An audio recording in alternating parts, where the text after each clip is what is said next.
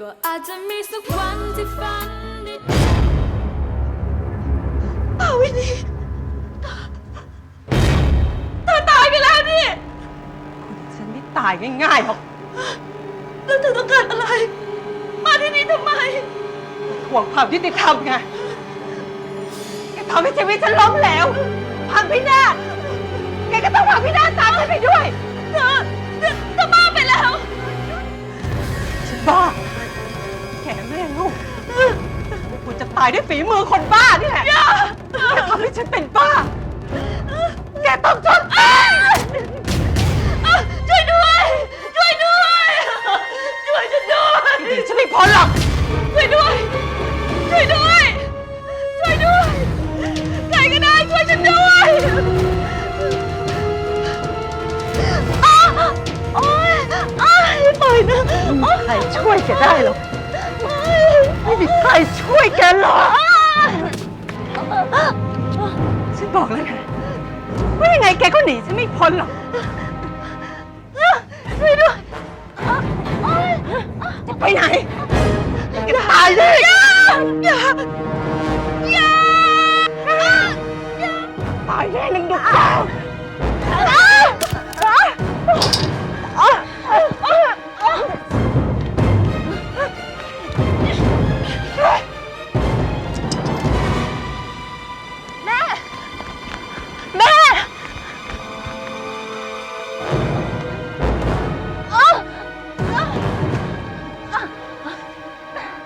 ฆ่าฉันเหรอ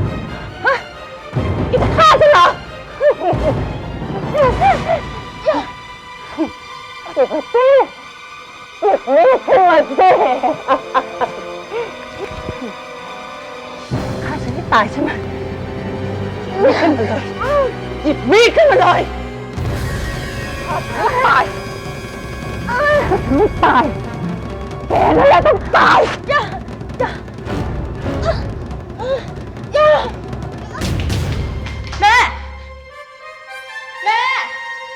แม่จ๋าแ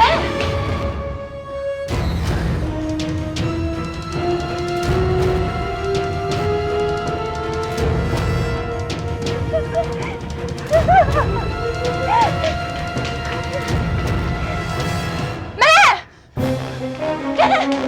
เอามาเดี๋ยวนี้นะเอามาเดี๋ยวนี้นะจะบอกให้แกเอามาไงเอามาเดี๋ยวนี้นะ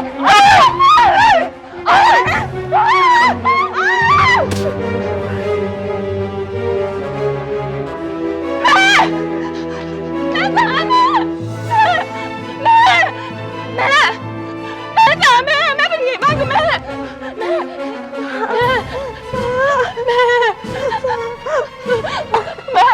เป็นไงบ้างกับแม่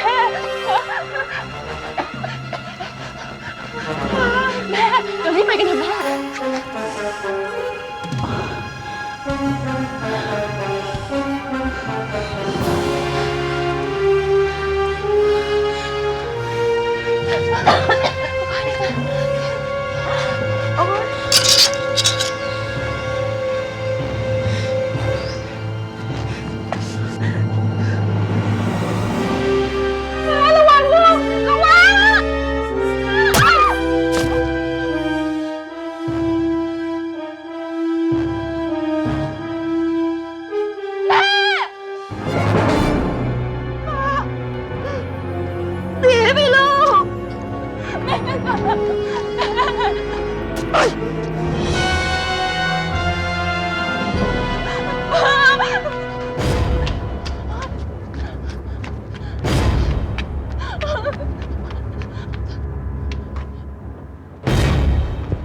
จะหนีฉันไปไหนนะฟ้าใส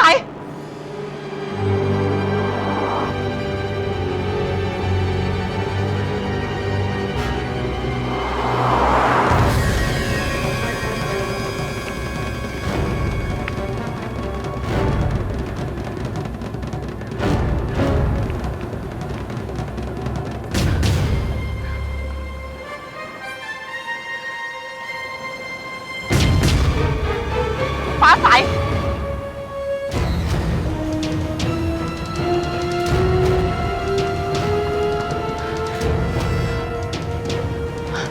ใจเลือกที่ตายจริงนะแก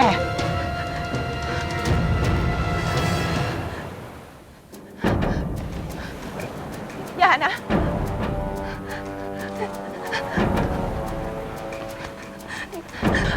ยังไงวันนี้แกก็หนีฉันไม่รอดหรอกอย่านะอย่าเข้ามานะตายแน่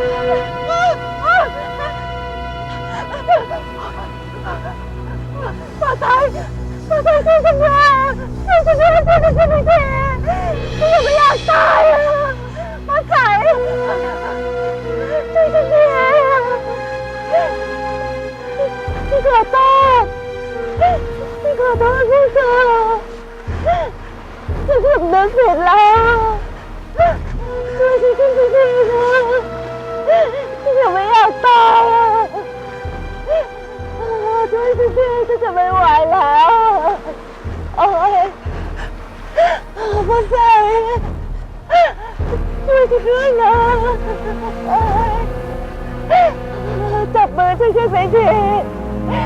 จะไม่ไหวแล้วเร็วตายช่วยฉันที